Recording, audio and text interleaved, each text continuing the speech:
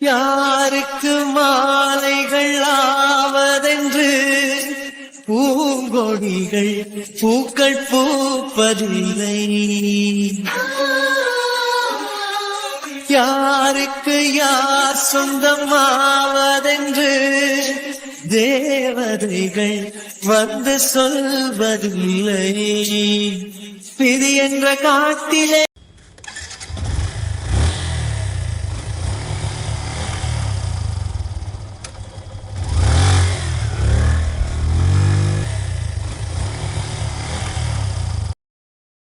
ஏய், எங்கேயாவது பயப்படுறியா நீ? அம்மா, நான் எதுக்கு பயப்படணும்? நான் எதுக்கு பயப்படணுமா? வண்டி கிட்ட எடுத்துட்டு வரேன், என்ன பண்ணுவான் ஏது பண்ணுவான்னு ஒரு பயம் இருக்கிறது இல்லையா? அந்த பயம்லாம் எனக்கு இல்லை. வேணும்னா நீங்கள் பயப்படுங்க. நான் பயப்படணுமா? நான் எதுக்கு பயப்படணும்? ஆ, வண்டியை என் மேலே ஏற்றுனதுக்கு அப்புறம் அதே வண்டியை பிடுங்கி உங்கள் மேலே ஏற்றுவன்ல.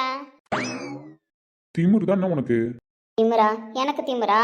நானே சும்மா நின்றுக்கிட்டு இருக்கேன், அங்கேருந்து வந்தீங்க, வண்டியை ஏற்றுற மாதிரி பண்ணீங்க, எல்லாம் நீங்களே பண்ணிட்டு ஏன் பயப்படலன்னு கேட்டீங்க. அதுக்கெல்லாம் நான் ஆன்சர் தானே பண்ணிக்கிட்டு இருக்கேன். ஓ அப்படி? ஆமாம், ஒரு புள்ள பொறுப்பை ஆன்சர் சொல்கிறதுல கூடமா தப்பேன்? பாரு, ஆன்சர் சொல்றேன்னு சொல்லி பொறுப்பான ஆன்சர் சொல்றேன்லாம் சொல்லாத. அதுவும் நீ பொறுப்பான பிள்ளைன்னுலாம் சொல்லாதானே. ஏன் பொறுப்பில் என்னத்தை குறை கண்டீங்க? எப்பா அதெல்லாம் விடு. உன்கிட்ட பேசணும்னு வச்சுக்கோயேன், பாயை கொடுத்து மீள முடியாது. ஆமா, ஏன் இங்க நின்றுட்டு இருக்கேன் அதுவும் இந்த நேரத்துல? அது ஆட்டோ கிடைக்கல, அதனால நின்றுட்டு இருக்கேன். ஆட்டோ கிடைக்கலையா? நீ பஸ்ல தானே போயிட்டு வருவேன். இப்போ நான் எப்போ எங்கே எப்படி போயிட்டு வரேன்றதெல்லாம் சாருக்கு தெரியும், அப்படி தானே? அதெல்லாம் எனக்கு தெரியாது. நீ பஸ் ஸ்டாப்ல நிப்ப, நான் பாத்திருக்கேன். அதனால நீ பஸ்ல போறேன்னு சொல்றேன், அவ்வளவுதான் எனக்கு தெரியும். இப்ப நீ சம்பந்தமே இல்லாத இந்த இடத்துல நிக்கிற, அதனாலதான் கேட்டேன். நம்பிட்டேன்னு? நீ நம்பினாலும் நம்பலனாலும் அதுதான் உண்மை. சரி, ஓகே. ஏய் லூசா நீ? நான் என்ன கொஸ்டின் கேட்டேன், நீ என்ன பதில் பேசிக்கிட்டு இருக்க? ஏன் இங்க நிக்கிறேன்னு கேட்டேன். ஃபர்ஸ்ட் அந்த கொஸ்டினுக்கு பதில் சொன்னியா? அதான் சொன்னனே, ஆட்டோவில் வந்தேன், பஸ் எதுவும் கிடைக்கல, சீக்கிரமாக வீட்டுக்கு போயிடலாம், லேட் ஆகிடுச்சேன்னு சொல்லிட்டு ஆட்டோவில் வந்தது மொத்தம் 4 பேர். அந்த 4 பேரை ஏற்றிட்டு வந்தவன் பாதி வழியிலே ஆட்டோ ஏதோ ப்ராப்ளம் அப்படி இப்படின்னு சொல்லி இறக்கி விட்டுட்டான். கூட வந்த 3 பேர் எப்படியோ எந்தெந்த திசையிலே போயிட்டாங்க. நான் எப்படி போகிறதுன்னு தெரியாமல் தான் நின்றுட்டு இருக்கேன். சரி, அடுத்த ஆட்டோ வந்தால் கை காமிச்சு ஏறலான்னு. இவ்வளோ பெரிய ஆன்சரா சொல்லுவாங்க? ஏங்க, நீங்கள் தானேங்க கேட்டீங்க ஏன் இங்கே நிற்கிறேன்னு. அப்புறம் அதுக்கு நான் கரெக்டாக தானே விளக்கம் சொல்ல முடியும். ஏனோ தானோன்னு பதில் சொன்னால் நீங்கள் திரும்பி ஒரு கொஸ்டினை கேட்பீங்க. அதெல்லாம் எனக்கு ஏன்னு சொல்லிட்டு தான் நான் எல்லா கதையும் சொன்னேன். சரி, அப்படியே இருந்துட்டு போட்டோம். தைரியமா இங்க நிக்கிறேன். யாருக்காவது கால் பண்ணியிருந்திருக்கலாம். என்ன யாருக்கு கால் பண்ண சொல்கிறீங்க? இல்ல வீட்டில் யாருக்காவது கால் பண்ணலாம்ல? வீட்டில் யார் இருக்காங்க? நான் யாருக்கு கால் பண்ணணுன்னு நீங்கள் நினைக்கிறீங்க? அப்பா, அம்மா, அக்கா, பாட்டி, இவங்க தானே இருக்காங்க. பாட்டிக்கு பைக் ஓட்ட தெரியாது, எங்கள் அம்மாவுக்கும் பைக் ஓட்ட தெரியாது, எங்கள் அப்பாவுக்கும் ஓட்ட தெரியாது. எங்கள் அப்பா யூஸ் பண்ணுறதே ஒரு பழைய சைக்கிளு. நாங்கள் எங்கே போயிட்டு வர்றதா இருந்தாலும் ஆட்டோவில் தான் போவோம், பஸ்ஸில் தான் போவோம். இதில் நான் யாருக்கு கால் பண்ணால் என்னை வந்து பிக்கப் பண்ணிப்பாங்கன்னு நீங்கள் நினைக்கிறீங்க? இல்லை, அண்ணன் தம்பி யாராவது கூட இருந்திருக்கணும். ஏதோ அவனுங்களுக்கு கால் பண்ணாலாச்சும் அக்கா பஸ் ஸ்டாப்பில் நிற்குது, தங்கச்சி பஸ் ஸ்டாப்பில் நிற்குதுன்னு ஓடி வருவானுங்க. இப்படி எந்த கேரக்டருமே எங்கள் வீட்டில் கிடையாது. அப்படி இருக்கிற பட்சத்தில் நான் என்ன பண்ண முடியும்? இங்கே நிற்கிறேன் அப்படின்னு சொல்லிட்டா மட்டும் அவங்களால என்ன பண்ண முடியும்? ஃபீல் தானே பண்ண முடியும். எப்படியாவது ஆட்டோ பிடிச்சி வாமா, எப்படியாவது பஸ்ஸை பிடிச்சி வாமான்னு சொல்லுவாங்க. அப்படி சொல்கிற கேப்பில், நான் போகிற கேப்பில் அவங்க பயந்துக்கிட்டு மனசை படபடப்பாகவே வச்சுட்டு இருப்பாங்க. இவ்வளோ தரம் தேவையில்ல அப்படின்னா கம்முன்னு நிற்கிறேன். போதுமா? ஆனா நான் ஒரு லைன்ல கொஸ்டின் கேட்கறேன், இவ்வளோ பெரிய கதையா பதில் சொல்றது தான். யோ மிஸ்டர் பிளாக்கே, நானும் பொறுமையாக பேசலான்னு பார்த்தா கேட்குற கேள்வியெல்லாம் கேட்டுடுற. அதுக்கு ஒழுங்காக ஆன்சர் சொன்னால் நான் ஏதோ வளவலான்னு பேசுகிற மாதிரி தெரியுதா உனக்கு? யோவா, ஏய் தேவையில்லாம பேசுற வேலை வச்சுக்காதானே. நான் ஒன்றும் தேவையில்லாமல் பேசல. நான் மாட்டுக்கு தான் நின்றுக்கிட்டு இருக்கேன். உங்களுக்கு என்ன? வீட்டுக்கு தானே போகிறீங்க, போக வேண்டியதானே? சும்மா வண்டியை நிறுத்திட்டு ஏன் இங்கே நிற்கிற, ஏன் அப்படி நிற்கிற, எல்லா கேள்வியும் நீங்கள் கேட்குறீங்க. பதில் சொன்னால் என்னையும் குத்தம் சொல்ல வேண்டியது. ஓவரா வாய் பேசாதானே. ஏதோ நம்மளுக்கு தெரிஞ்ச பொண்ணு நிக்குதே, சரி என்ன பிரச்சனைன்னு தெரியலையே கேட்கலான்னு பார்த்தா. நீங்கள் கேட்ட வரைக்கும் போதும் சாமி, கிளம்புறீங்களா? கிளம்பணுமா? ஏய் ஆட்டோ வரல, இந்த இடத்துல தனியா நிக்கிறேன், சரி ஆட்டோ வர வரைக்கும் நில்லுங்க, இல்ல வேற ஏதாவது ஹெல்ப் பண்ணுங்க அப்படின்னு கேட்கலாம்ல. இல்லை, புரியல. நான் ஏன் உங்களை கேட்கணும்? ஏய் நான் உனக்கு தெரிஞ்ச பையன்ல. நீங்கள் எனக்கு தெரிஞ்ச பையனா? நீ எனக்கு தெரிஞ்ச பொண்ணு அப்படின்னா நானும் உனக்கு தெரிஞ்ச பையன் தானே. அப்படியா?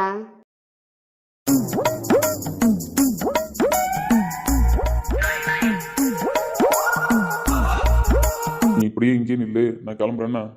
இல்லை பரவாயில்ல. பாவம் கழுதை, ஏதோ ஹெல்ப் பண்ணணும்னு சொல்லிட்டு வந்துட்டீங்க, அதனால் ஹெல்ப் பண்ணிட்டு போங்க. தனியா நிக்க ஒரு மாதிரி தான் இருக்கு. அப்படி வாயால சொல்லி பழகுன்னா வாயை திறந்து ஹெல்ப் கேட்டா உன் தன்மான என்ன இடிக்குதா? ஏன் வாயை திறந்து நீங்க ஹெல்ப் பண்றேன்னு சொன்னா உங்க தன்மானம் என்ன இடிக்குதா? கடவுளே!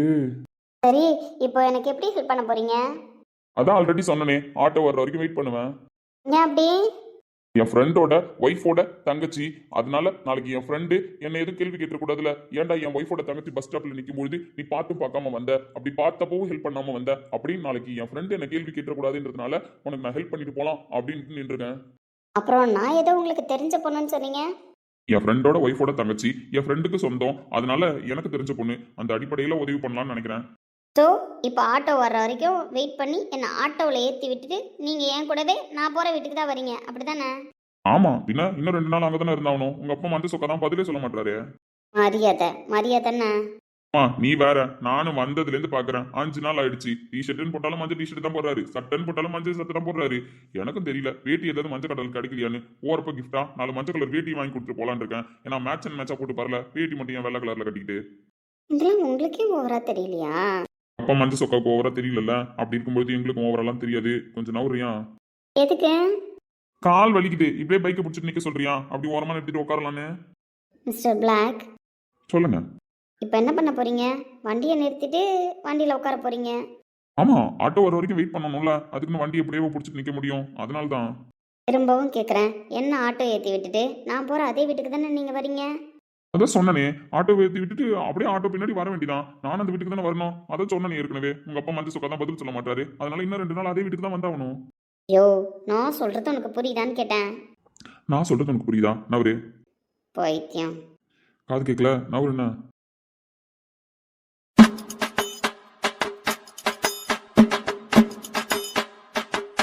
வண்டியில் கூப்பிட்டு போகிறேன், வான்னு கூப்பிட்டா குறைஞ்சா போயிடுவேன். வண்டியில தானே போறீங்க, அப்படியே எங்க வீட்டுல என்ன ட்ராப் பண்ணிடுங்கன்னு சொன்னா என்ன? ஏங்க, இதெல்லாம் உங்களுக்கே அநியாயமாக தெரியலையா? எதுக்கு அநியாயமா தெரியணும்? கருவ பயில, உன் மனசுல இருக்கிற ஆசைய வர வைக்கல என் பேர் கீர்த்தனா இல்லடா. கடவுளே, இவன் மனசுல இருக்கிற ஆசை எந்த சூழ்நிலையிலும் இதுக்கப்புறம் வெளியில வரக்கூடாது. கடுப்பா பேசுற மாதிரியே பேசலாம். ஆனா கடுப்பா பேசினாலும் அன்னைக்கு கோவப்பட்டு எனக்கு பிடிச்சிருக்கு, உனக்கு என்ன பிடிச்சிருக்கு அப்படின்னு ஒரு காரணம் சொன்னாலே அது திருப்பி சொல்லிடுவாலும் பயமா இருக்கு. அதனாலதான் அடக்கி வாசிக்கிறேன். சஞ்சய், எந்த காரணம் கொட்டும் இவன் மேல கோவமும் படாத, இவகிட்ட ஓவரா பேசவும் ட்ரை பண்ணாத. நீ குடிச்சிட்டு வந்தேன்னு சொல்றதெல்லாம் உண்மைதான். ஆனா நான் பேசுனதுலாம் உன் மைண்டுக்குள்ள போச்சா போகலையான்றது எனக்கு இன்னும் டவுட்டா தான் இருக்கு. நீ வேணா சொல்லலாம், நான் பேசுனது எல்லாத்தையும் மறந்துட்டேன், எனக்கு எதுவும் ஞாபகம் இல்லை அப்படின்னு. எனக்கு என்னவோ மறுநாள்லேருந்து உங்ககிட்ட நிறைய சேஞ்சஸ் தெரியுது. அப்படின்னா என்ன அர்த்தம்? நீ எல்லாத்தையும் தெரிஞ்சுக்கிட்டே மறைக்கிற மாதிரி தானே இருக்கு. மிஸ்டர் பிளாக், சொல்லுங்க. எனக்கும் கால் வலிக்குது. அதுக்கு இங்கேதான் உட்கார்றதுக்கு வேற இடம் இல்லையே, கண்ணு கெட்டின தூரம் வரைக்கும் ஆட்டோ வர்ற மாதிரியும் தெரியலையே. அதனால தான் உங்க பைக்லேயே கொஞ்சம் ஷேரிங்கை போட்டு உட்காரலான்னு. ஏய், அப்படிலாம் எப்படி உட்கார முடியும்? அதெல்லாம் இடம் பத்தாது. நான் மட்டும்தான் உட்காருவேன், நீலாம் உட்காரக்கூடாது. அதெல்லாம் இடம் பத்தும், கொஞ்சம் நவுந்து உட்காருங்கண்ணே. வேணாம். யோ, நவுந்து உட்காருண்ணே.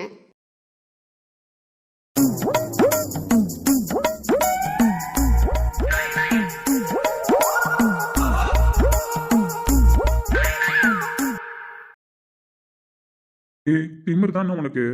ஐயா, எதுக்கு எனக்கு திமிரு? இத்தனை ஏன் தேவையில்லன்னா? பின்ன என்ன, உங்களுக்கு கால் வலிக்குதுன்னு நீங்கள் உட்காந்துறீங்க, அதே மாதிரி எனக்கு கால் வலிக்குதுல்ல, நான் உங்களுக்கு முன்னாடியிலேருந்து நின்றுட்டு இருக்கேன், அப்போ நான் உட்கார தேவையில்லையா? இங்க பாரு, உன்னை பைக்லயே கூப்பிட்டு போக கூடாது அப்படின்றதுனால தான் உனக்காக வெயிட் பண்றேன்னு வெயிட் பண்ணிட்டு இருக்கேன். உன்னை பைக்ல எப்படிலாம் உட்கார வைக்கிற மாதிரி இருந்தா நான் உன்னை பைக்லயே கூப்பிட்டு போயிருக்க மாட்டேனா? இங்க வெயிட் பண்ணிட்டா இருப்பேன். ஓஹோ, அப்படி சார் பைக்கில் என்ன கூப்பிட்டு போக மாட்டேன்றதுனால தான் இப்போ சார் எனக்காக வெயிட் பண்ணிக்கிட்டு இருக்கீங்க ஆட்டோவில் என்ன ஏற்றி விடுறதுக்கு. ஆமா, பின்ன பைக்ல கூப்பிட்டு போற மாதிரியா இருந்தா நான் ஏன் உனக்காக வெயிட் பண்ண போறேன்? வான் கூப்பிட்டு போயிருப்பேன்ல. ஏன் அப்படி? ஏன்னா இந்த சஞ்சய் பைக்ல எப்பவுமே ஒரு பொண்ணு ஏற முடியாது. இந்த சஞ்சய் பைக்ல ஒருத்தவங்க வராங்க அப்படின்னா அது என் ரோஹிதா தான் இருக்கும், இல்ல கார்த்தியா தான் இருக்கும். அவங்கள தவிர வேற யாரையும் இந்த பைக்ல ஏற்ற முடியாது. ஒரு வயசு பையன் பைக்குன்னு வச்சிருந்தா அந்த பைக்குக்கு மரியாதை என்னன்னு தெரியுமா? பைக்குக்கு மரியாதையா? ஆமா, ஒரு வயசு பையன் பைக்குன்னு வச்சிருந்தா அந்த பைக்குக்கு மரியாதையே அந்த பைக்ல ஒரு பொண்ணை கூப்பிட்டு போறதா, புரியுதா? அதை விட்டுட்டு பையனை கூப்பிட்டு போறதில்ல. உனக்கு யாரோ தப்பா கைட் பண்ணிருக்காங்க. ஒரு பையன் பைக்குன்னு வச்சிருந்தா அதுல ஃப்ரெண்ட்ஸை கூப்பிட்டு சுத்துறது தான் மாசு, புரியுதா? அப்பதான் அந்த பைக்குக்கு மரியாதை. அதை விட்டுட்டு நீ சொல்றதெல்லாம் கிடையாது. ஆனால் பிளாக் உங்களை வளர்த்தது சரியில்லை தெரியுமா? வளர்ப்பு சரியில்லைன்னு தான் சொல்லணும். தப்பு தப்பு தப்பாக வளர்த்துருக்காங்க. ஏய், யோ, ஓவரா வாய் பேசாதானே. நான் ஏன் பேச போறேன்? நீ கேட்குற கேள்விக்கு தான் பதில் சொல்றேன். இப்ப பார்த்தாலும் என்ன இரிட்டேட் பண்ற மாதிரி கேள்வி கேட்குற. அப்புறம் அதுக்கு அப்படித்தானே பதில் சொல்ல முடியும். எல்லாம் வச்சுக்கிட்டு சரி நானே கேட்டு தொலைக்கிறேன். என்னை கூப்பிட்டு போய் வீட்டு வரைக்கும் ட்ராப் பண்ணுறியா? ஏய், என் பைக்ல இப்பதானே பொண்ணு ஏற்ற மாட்டேன்னு சொன்னேன். அப்படி இருக்கும்போது பைத்தியக்காரி உன்னை எப்படி கூட்டு போவேன்?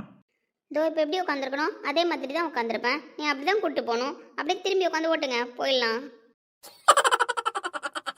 முடியாது, பைக்ல கூட்டு போக முடியாது. அப்போ நான் இறங்குறேன். நீங்களும் இப்படி உட்காந்துருக்காதீங்க, கிளம்பி போயிட்டே இருங்க. எனக்கு தெரியும்ண்ணே, ஏன்னா இத்தனை வருஷமா நான் தனியாக தானே காலேஜ் போயிட்டு வந்துட்டு இருக்கேன். அப்படி இருக்கும்போது இன்னைக்கு எனக்கு போக தெரியும், வர தெரியும். நான் தான் சொன்னல, எனக்கு தெரிஞ்ச பொண்ணு, அதனால ஹெல்ப் பண்ணணும்னு உட்காந்துருக்கேன்னு சொல்லிட்டு. அப்படி இருக்கும்போது என்னோட ஹெல்பிங் மைண்டை நீ தேவையில்லாம டைவர்ட் பண்ணாதானே. உங்கள் ஹெல்பிங் மைண்டில் தீயை தான் வைக்கணும்ண்ணே. ஒழுங்காக கிளம்புங்க சொல்லிட்டேன். அவளா இறங்கி வந்து கேட்கணும்னு நினைச்சோம். அவளா இறங்கி வந்து கேட்டுட்டா. இப்போ பைக்ல கூப்பிட்டு போலாமா வேணாமா? பைக்ல கூப்பிட்டு போறதுலாம் கொஞ்சம் ஓவரா இருக்காதா? என்ன பண்றது? என்ன கூப்பிட்டு போக மாட்டீங்களா? ஐயோ சஞ்சய், இவ கண்ணை பார்க்காதடா. கூப்பிட்டு போக மாட்டீங்களான்னு கேட்டேன், ஆன்சர் சொல்லுங்க. கொன்னாலே மிரட்டுறாளே. வருகின்ற பூமி நிறுத்து, பூமி தொலைக்கின்ற புள்ளை நிறுத்து. இந்த அகிலத்தின் ஓசைகள் நின்று விட வேண்டும், அவள் விடும் சுவாசத்தின் சத்தம் மட்டும் வேண்டும். நட்சத்திர மண்டலத்தில் ஓரிடம் வேண்டும், நாங்கள் மட்டும் பேசிக்கொள்ள தனிமொழி வேண்டும். கண்ணசைவில் மின்னல் விழ, புன்னகையில் பூக்கள் விழ, கையசைவில் வானம் விழ, பெண்ணசைவில் நானும் விழவே. காதல் வந்ததே, காதல் வந்ததே, காதல் வந்ததே. சரி இறங்க, ஏன் பைக்ல கூப்பிட்டு போறேன். என்ன திடீர்னு முடிவு? இல்லை, ஆட்டோ வர மாதிரியும் தெரியலல்ல. ஸோ அதனால தான் உங்கள் வீட்டு வரைக்கும் கூப்பிட்டு போக மாட்டேன், தெருமுனையில் இறக்கி விடுறேன். அங்கேருந்து நடந்து வந்துரு, ஓகேவா? யாரும் பாவப்பட்டெல்லாம் கூப்பிட்டு போக தேவையில்லண்ணா. பாவப்பட்டுலாம் கூப்பிட்டுட்டு போல, இறங்கு.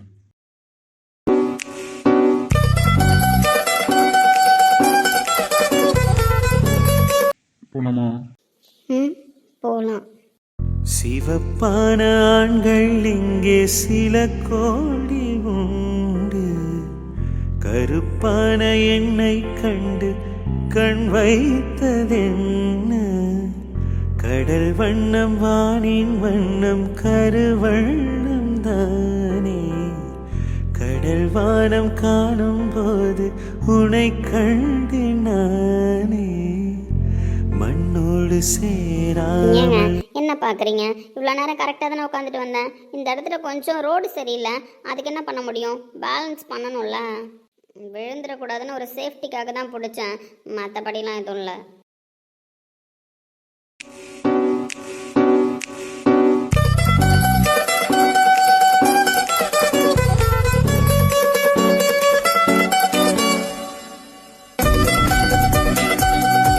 இப்போ ரோடு நல்லா தானே இருக்கு, இந்த ரோட்ல கூட சேஃப்டி முக்கியமா? எந்த ரோடாக இருந்தால் என்ன, சேஃப்டியாக வர்றது நல்லது தானே. நல்லது தான், ஆனால் இதெல்லாம் உனக்கே கொஞ்சம் ஓவரா தெரியலையா? ம், தாவணியில் பின்னு போட்டது ஓவராக இல்லை அப்படின்னா இதுவும் ஓவரெலாம் கிடையாதுண்ணே. சிரிச்சிங்களா? சிரிச்சனா? நான் எதுக்கு சிரிக்க போறேன்? நீங்கள் சிரிக்கிறீங்க சிரிக்கலன்றதெல்லாம் வேற. தாவணியில் பின்னு போட்டப்போ நீங்கள் என்ன சொன்னீங்க? ஹெல்பிங் மைண்டோட போட்டேன்னு தானே சொன்னீங்க. ஆமாம், ஹெல்பிங் மைண்டோட தான் நான் போட்டேன். அதே மாதிரி தான் இப்போ நானும் என் சேஃப்டிக்காக இப்படி உட்காந்துட்டு வரேன். அதுலேயும் எதுவும் தப்பு இல்லையே. உங்ககிட்ட பேசி ஜெயிக்க முடியுமா? ஒத்துக்கிட்டா சரிதான். காதலை யாரடி முதலில் சொல்வது நீயா இல்லை நானா? காதலை யாரது முதலில் சொல்வது நீயா இல்லை நானா? நான் சொன்னால் நீ வெட்கத்தில் சிவப்பாயா இல்லை அடிப்பாயா? நீ சொன்னால் நான் வானத்தில் பரப்பேனா இல்லை மிதப்பேனா? நீ இல்லையே நான் மண்ணிலே இருப்பேனா தொலைவேனா மறுப்பேனா?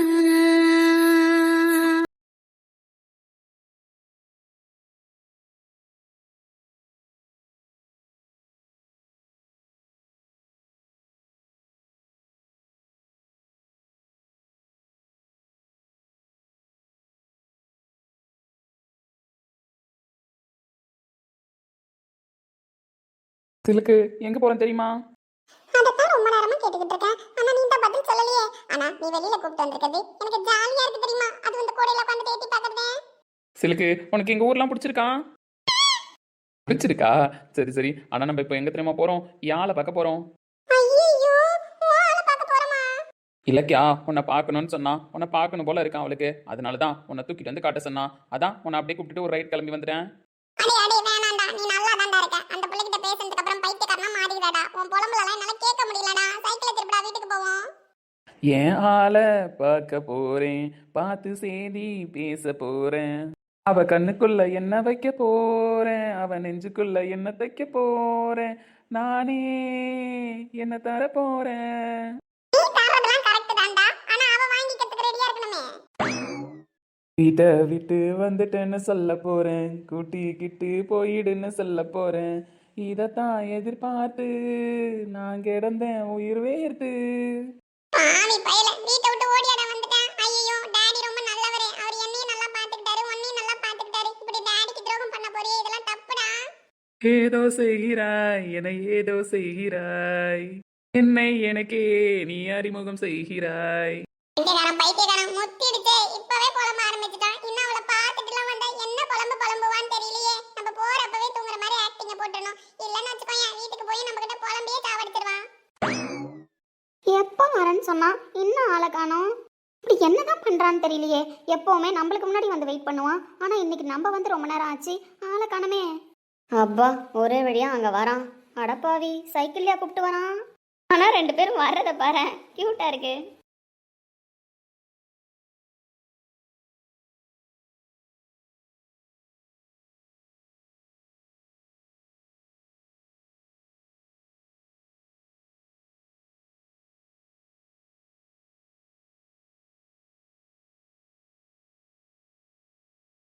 ஏன் என்னை பார்த்தா அவ்வளோ சந்தோஷமாவா இருக்கு உனக்கு? ஃபர்ஸ்ட் டைம் நீ என்னை பார்த்து எக்ஸைட்மெண்ட் ஆகி சிரிக்கிறத நான் ஃபீல் பண்றேன் தெரியுமா? பொண்ணு பார்த்து எக்ஸைட்மெண்ட் ஆனானா? அம்மா, தூரத்துல இருந்து நான் பார்த்துட்டு தானே வரேன். என்னை பார்த்தோன்னே உன் ஃபேஸ்ல அப்படி ஒரு சிரிப்பு. இந்த மாதிரி எக்ஸைட்மெண்டா என்னை வெல்கம் பண்ணி நான் பார்த்ததே இல்லடி இத்தனை வருஷத்துல. இப்ப கூட அவ உன்னை வெல்கம் பண்ணல, என்ன வெல்கம் பண்ணி தான் சிரிக்கிறா. அது இவனுக்கு புரிஞ்சா வருத்தப்படுவானே. ஆனா இந்த புள்ள சொல்லி தானே தீரும். நான் உன்னை பார்த்து எக்ஸைட்மெண்ட் ஆகல, சிலுக்குவை பார்த்து எக்ஸைட்மெண்ட் ஆனானே. அரக்கேக்கா சுத்துறானே. ஏன்டா உணரே இப்படி இருக்க? சீப்ப, உன்னை பார்த்து எக்ஸைட் பண்ணிட்டானாங்களா? நானே சிலுக்குவை பார்த்து எக்ஸைட்மெண்ட்ல இருக்கேன். சிலுக்கு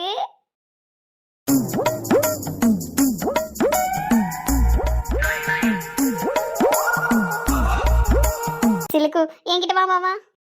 ஐ ஹேட் யூ. என் ஓனரை நீ கஷ்டப்படுத்துற. அதனால நான் உன்கிட்ட வர மாட்டேன். சிலுக்கு, இங்க வாடி. கியூட்டா இருக்கடி நீ. யார் சின்சானுக்கே டஃப் கொடுப்ப போலயே. சிச்சி ஜிஜி ஜிஜி. ஐயோ, இந்த பிள்ளைக்கு கொஞ்சலாம் தெரியுமா? என்ன நீங்க சிரிச்சலாம் பேசுது?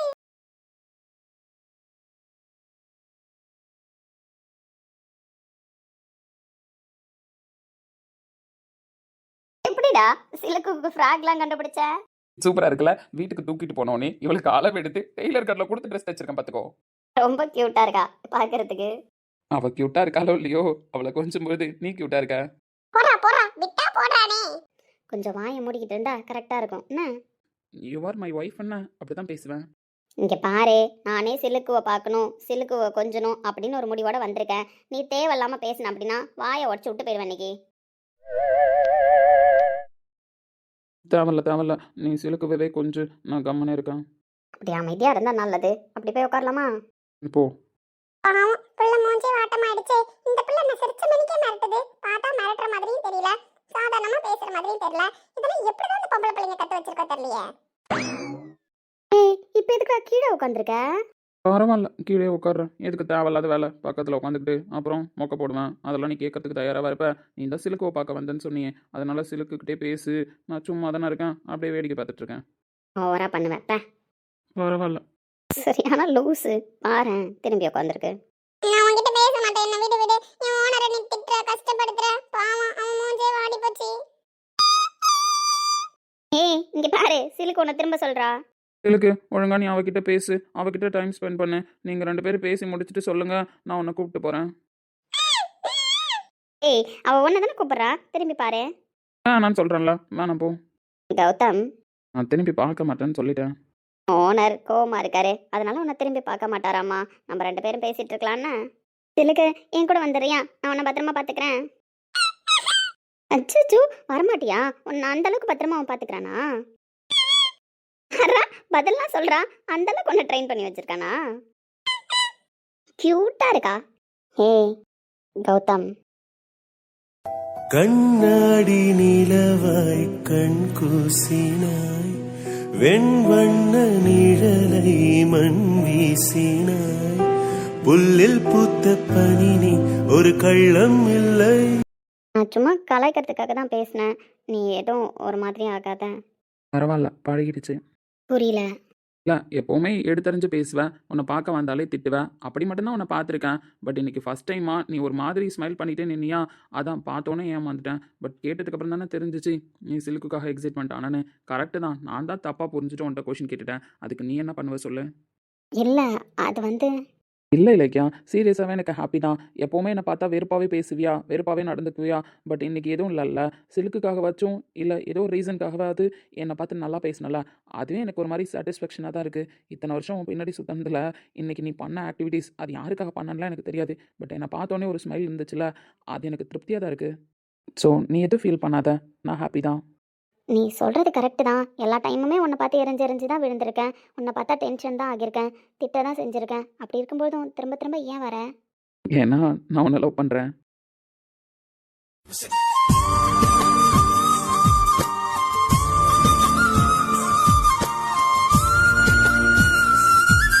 கொஞ்சமாச்சும் ப்ராக்டிக்கலாக திங்க் பண்ணு. எனக்கு பிடிக்கலன்ற பட்சத்தில் நீ மட்டுமே இன்னும் ஒன் சைடாக லவ் பண்ணி என்ன பண்ண போகிற? இது வரைக்கும் நீ பண்ணுவேன்னு எதிர்பார்த்து நான் பண்ணலை. இதுக்கப்புறமும் நீ என்னை லவ் பண்ணுவேன்னு எதிர்பார்த்து நான் பண்ணல. ஏதோ ஒரு ஆசை, ஏதோ ஒரு விருப்பம். என்னால் உன்னை என் மைண்ட்லேருந்து எடுத்து போட முடியாது, என் ஹார்ட்லேருந்து எடுத்து போட முடியாது. நான் ஒரு பைத்தியக்காரன் அப்படின்னு நினச்சிட்டு போகிறேன். இப்போ என்ன அதில் இருக்குது? நீ எதுக்கு அதெல்லாம் யோசிச்சுட்டு இருக்க? நீ சில்க்கு கிட்ட பேசு.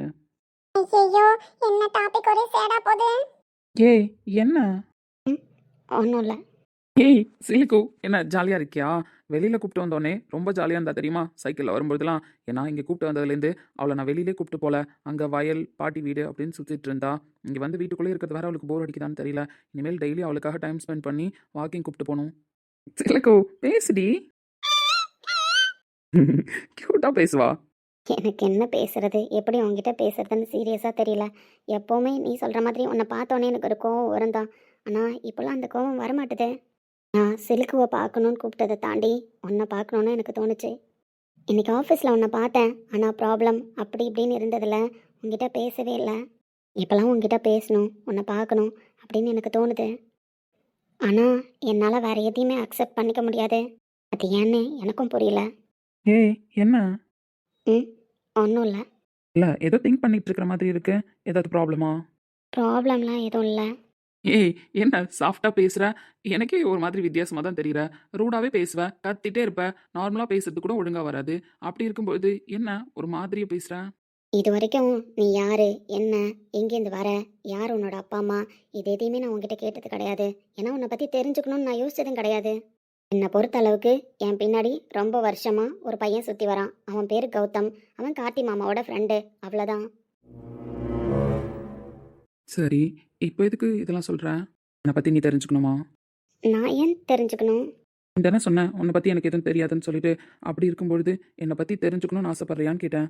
தெரிஞ்சுக்கணுன்னா சொல்லு, சொல்ல நான் ரெடியாக தான் இருக்கேன். நானும் ரொம்ப நாளாக ஒரு விஷயம் உங்ககிட்ட பேச தான் வரேன். ரொம்ப நாளான்றதை விட ரொம்ப வருஷமாக உங்ககிட்ட ஒரு விஷயத்த சொல்ல தான் வரேன். ஆனால் நீ தான் அதை கேட்க ரெடியா இல்லை. இப்போவும் நான் கேட்க ரெடியாக இல்லை. ஏன்னா உன்னை பற்றி நான் தெரிஞ்சுக்கணும்னு எந்த அவசியமும் எனக்கு வந்தது கிடையாது. ம் அப்படியா? சரி.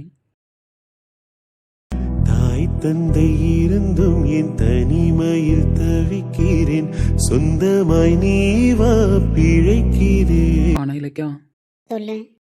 உனக்கு தோணுனா, உனக்கு எப்போவாவது தோணுனா ஒரே ஒரு டைம் என்கிட்ட வந்து நீ ஏன்டா இவ்வளோ நாளாக என் பின்னாடி சுற்றி வந்துட்டுருக்கான்னு கேட்பியா? நான் ஏன் கேட்கணும்? நீ கேட்க வேணாம். ஆனால் என்னைக்காவது ஒரு நாள் உனக்கு கேட்கணும்னு தோணுச்சு அப்படின்னா கேளு. ஏன்னா உன்னை தவிர வேறு யாரையும் நான் நினச்சி பார்க்க மாட்டேன். உன்னை விட்டு விலகியும் போக மாட்டேன். நீ தெரிஞ்சு ஒத்துக்கிட்டியா இல்லை தெரியாமல் ஒத்துக்கிட்டியான்னு எனக்கு தெரியல. இந்த 10 நாள் நான் ரொம்ப ஹாப்பியாக தான் இருந்தேன். ஏன்னா என் கண்ணு கெட்டின தூரத்தில் நீ இருந்த. உன்னை பார்த்துக்கிட்டே இருந்தேன். மார்னிங் எப்போ ஆகும்னு வெயிட் பண்ணுவேன். ஈவினிங் வந்துடவே கூடாதுன்னு நினைப்பேன். அப்படியே தூரத்துலேருந்தே உன்னை பார்த்துக்கிட்டு ஒரு மாதிரி ஹாப்பியாக போயிடுச்சு. சொல்லப்போனால் இப்போ கூட இன்னைய டே கம்ப்ளீட்டே ஆகக்கூடாதுன்னு நினைக்கிறேன். ஏன் தெரியுமா? புரியல. நாளைக்கு நீ சொன்னதில் கடைசி நாள் 10th டே.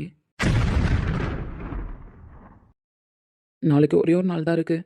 மார்னிங்கே நான் ஆஃபீஸ் வந்துடுவேன். நாளைக்கு நீ லேட்லாம் பண்ணாத, சீக்கிரமாக ஆஃபீஸ் வந்துடு. அதே மாதிரி ஈவினிங் என்ன சீக்கிரமாக கிளம்புன்னு சொல்லாத. நாளைக்கு ஒன் டே மட்டும் நைட் ஷிஃப்ட்டும் பார்க்குறதா தான் நான் பார்க்குறேன். ஒன்றும் பிரச்சனை இல்லை. காதல் வந்தும் சொல்லாமல் நெஞ்சுக்குள்ளே எங்கும் என்னை கொல்லாதே, சொல்லாமல் செல்லாதே. இல்லை, அதையும் தாண்டி எனக்கு நீ ஒரு ஹெல்ப் பண்ணுவியா? என்ன? தோத்துட்டேன்னு நான் ஒத்துக்கிறேன். 10 நாளில் உன் மனசில் இடம் பிடிக்க முடியலன்னு நான் ஒத்துக்கிறேன். இப்போலாம் உன்கிட்ட பேசுகிறேன்ல, அந்த மாதிரி கூட உன்கிட்ட பேச மாட்டேன். நீ உன் டீமில் கூட வச்சுக்க தேவையில்ல. பட் ஆஃபீஸ் விட்டு வெளியில் போன்னு சொல்லாமல் இருக்கியா? ஒரு மூலையில் வேறு ஏதாவது ஒரு டீமில் கார்த்திக் கிட்ட சொல்லி நான் என்னை சேஞ்ச் பண்ண சொல்கிறேன். வேறு டீமில் இருந்தாலும் நீ டெய்லியும் ஆஃபீஸ் வரும்போது உன்னை பார்ப்பேன்ல. அது எப்படி முடியும்? 10 நாள் டைம் கேட்டேன். 10 நாள் இருன்னு நான் சொல்லிட்டேன். பட் 10 நாள் முடிகிறப்போ உன்னால் முடியலன்ற பட்சத்தில் நீ வெளியில் போக தானே செய்யணும். கரெக்டு தான். ஆனால் இல்லை கௌதம், நீ நாளைக்கு கிளம்பணும் தான். உண்மையாகவே எந்த இடத்துலையும் உனக்கு என்ன பிடிக்கிற மாதிரி நான் நடந்துக்கலையா? இல்லை. ம், சரி, ஓகே. சரி, டைம் ஆயிடுச்சுல, நீனும் வீட்டுக்கு கிளம்பு. நானும் சிலுக்குவை தூக்கிட்டு கிளம்புறேன். சிலுக்கு, போலாமா? சோகமாயிட்டான். Thanks for everything. Sorry for everything. காதல் வந்தும் சொல்லாமல் நெஞ்சுக்குள்ளே ஏங்கும் என்னை கொள்வாயோ, காதல் சொல்வாயோ. இதயத்திலே ஒரு வலி, இமைகளிலே பல துளி, நீ சென்றால் கூட காதல் சுகமாகும். நம்ம வந்தது கூட தெரியாமல் ஏதோ ரொம்ப யோசனையில் இருக்காரு. உன் லைஃப்பில் ஒரு நல்லது நடந்தாதான் ப்ரோ நான் வீட்டுக்கு வருவேன். நீ என்னை வற்புறுத்தாத. ஆஃபீஸ்க்குள்ளே நான் வந்துட்டேன். இருந்தாலும் உன் லைஃப்பில் நெக்ஸ்ட் ஸ்டேஜுக்கு நீ போகிறதுக்கு முன்னாடி அம்மா முன்னாடி நான் வந்து நிற்க மாட்டேன். உன் கூட நம்ம வீட்டுக்கு நான் வரமாட்டேன். என்னை வற்புறுத்தாத ப்ரோ. சார், என்ன சார், நான் ஸ்டெப்ஸ் ஏறி வரும்போதே கண்டுபிடிச்சிருவீங்க. நான் வந்து இவ்வளோ நேரம் நின்றுட்டுருக்கேன். நான் வந்தது கூடவா உங்களுக்கு தெரில? அப்படிலாம் இல்லை. என்ன விஷயம்? என்ன விஷயமா? இவ்வளோ தூரம் தேடிட்டு வந்திருக்கியே, அதனால கேட்டேன். இல்லை, சஞ்சய் ப்ரோ எங்கேயோ போனார் போல். ரிட்டன் இன்னும் வரல. அதான் தனியாக இருப்பீங்களே, என்ன பண்ணுறீங்கன்னு பார்த்துட்டு போகலான்னு. அதெல்லாம் ஒன்றும் இல்லைம்மா, சும்மா தான். இல்லை சார், நீங்கள் ஏதோ யோசனையில் இருக்கிற மாதிரி தான் இருக்குது. என்கிட்ட சொல்லணும்னு தோணுனா சொல்லுங்கள். ரிலாக்ஸ் ஆவீங்க அப்படின்னா சொல்லுங்கள். இல்லை அப்படின்னா விட்டுருங்க. நான் வற்புறுத்தல. சொல்லக்கூடாதுன்னெலாம் இல்லை. சொன்னாலும் இதுக்கு சொல்யூஷன் நீயும் நானும் எப்படி சொல்ல முடியும்? புரியல. என் தம்பி ஆஃபீஸ் வரணும்.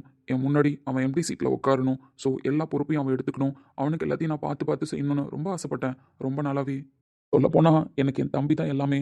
நான் அவனுக்கு செய்கிறன்றதை தாண்டி அவன் எனக்கு என்னெல்லாம் செஞ்சுருக்கான் தெரியுமா லைஃப்பில்? நந்தினி, நந்தினி இங்கே தான் வந்தான். ஒருவேளை மேலே ஏதாவது போயிருப்பாளோ?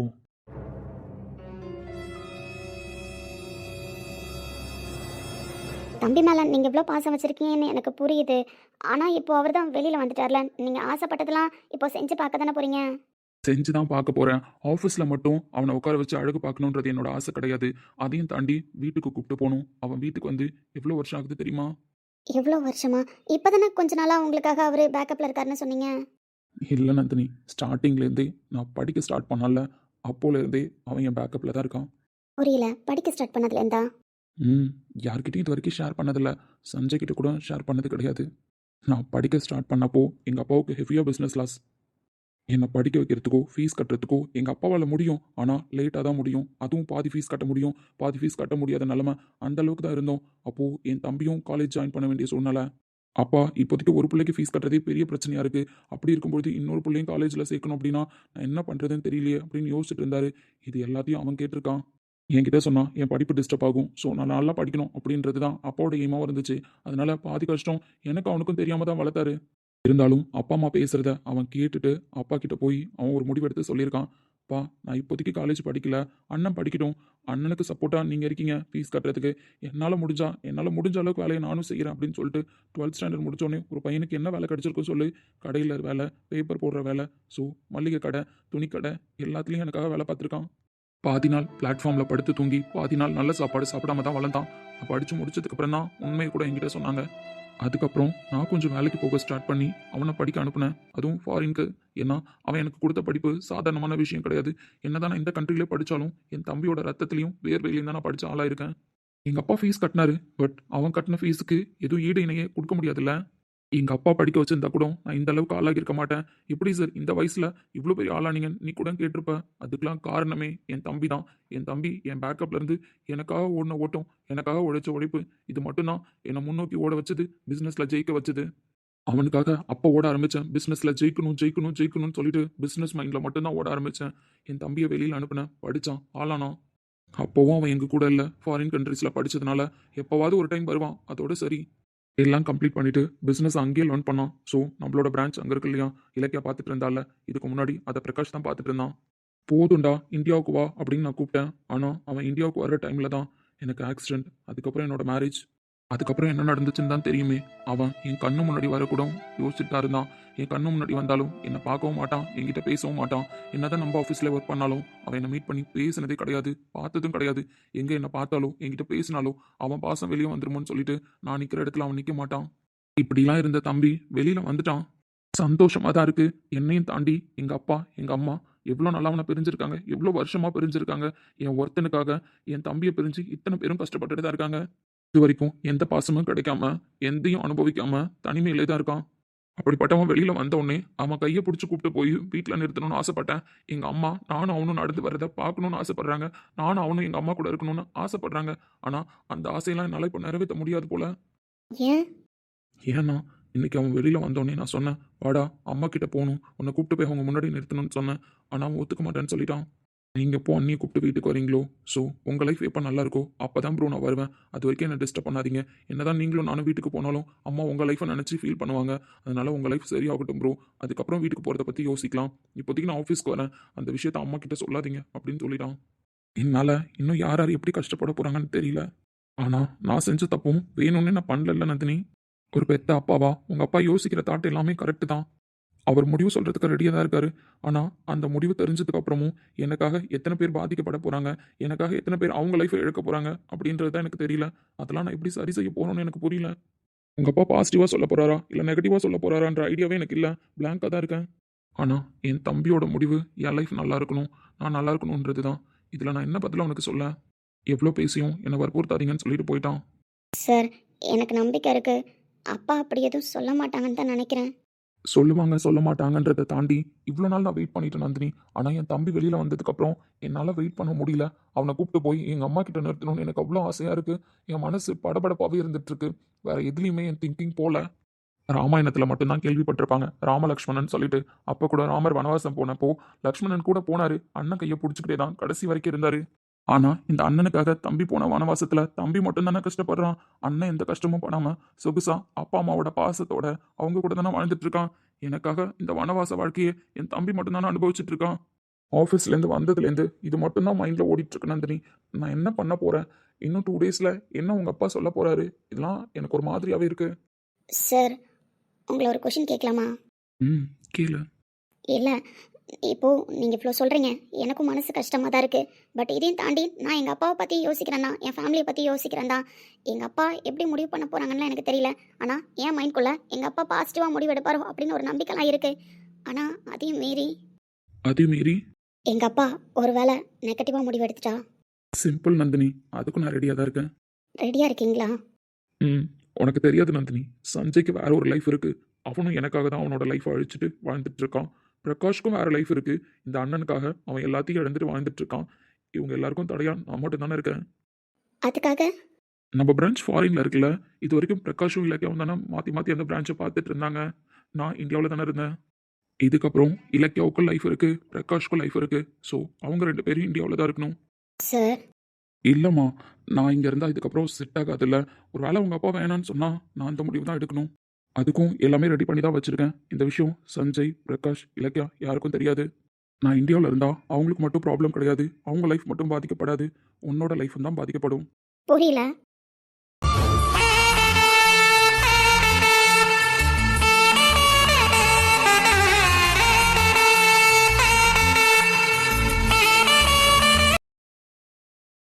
ஃபாரின்ல இருக்கிற நம்ம பிரான்ச்சை நானே பெர்மனண்ட்டாக பார்த்துக்கலான்னு முடிவெடுத்திருக்கேன். அதுக்கான எல்லா ஏற்பாடும் பண்ணிட்டேன். அழாத, ஏன் அழறப்போ?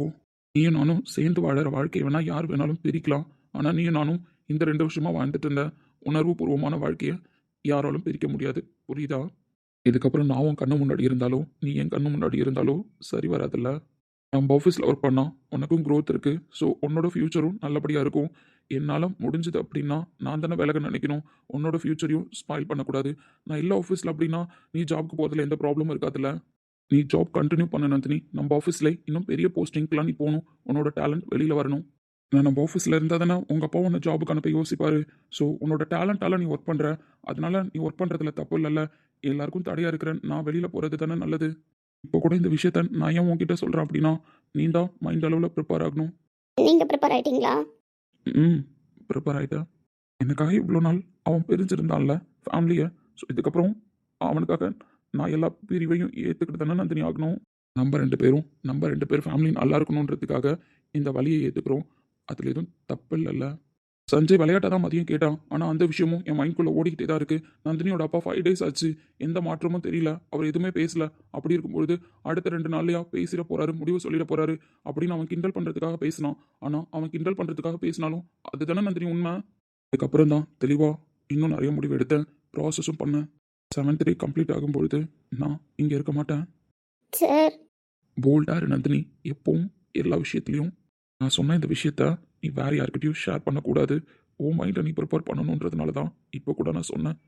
ஒரு நாள் உன் கழுத்தில் உன்னை தொட்டு தள்ளி கட்டினத்துக்கே நான் வாழ்ந்துட்டேன். ஸோ அதுக்கப்புறம் அந்த பெங்களூர் ட்ரிப், இப்போ உங்கள் வீட்டில் இந்த நாட்கள், இதெல்லாமே எனக்கு போதும். என் பொண்டாட்டி கூட நான் வாழ்ந்துட்டேன். 7th day வரைக்கும் உங்கள் அப்பா முடிவுக்காக நான் வெயிட் பண்ண மாட்டேன் நந்தினி. 7th day மார்னிங் நான் கிளம்பிடுவேன். அப்பா முடிவை கேட்டுட்டு கிளம்புன்ற மாதிரி நான் டிஸ்பிளே பண்ண மாட்டேன்.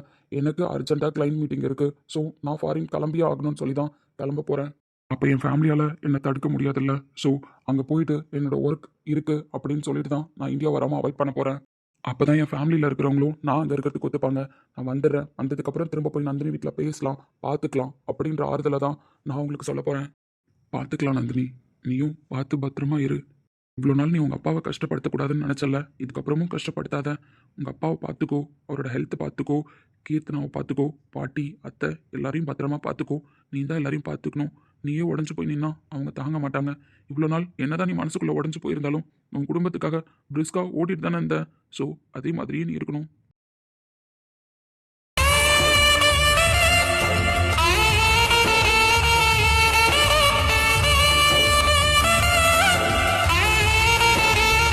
ஏய் நந்தினி, என்ன?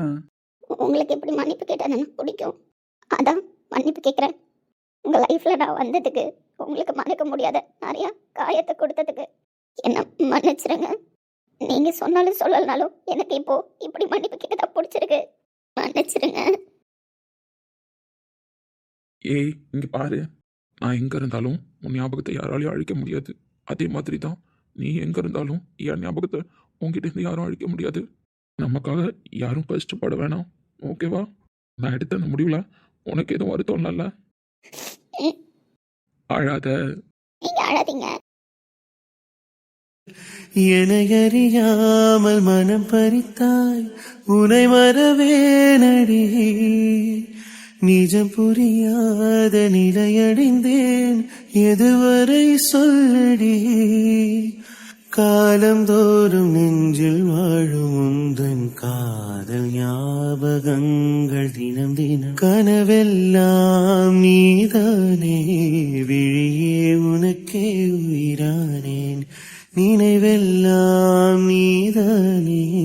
கலையாத யுகம் சுகந்தானே.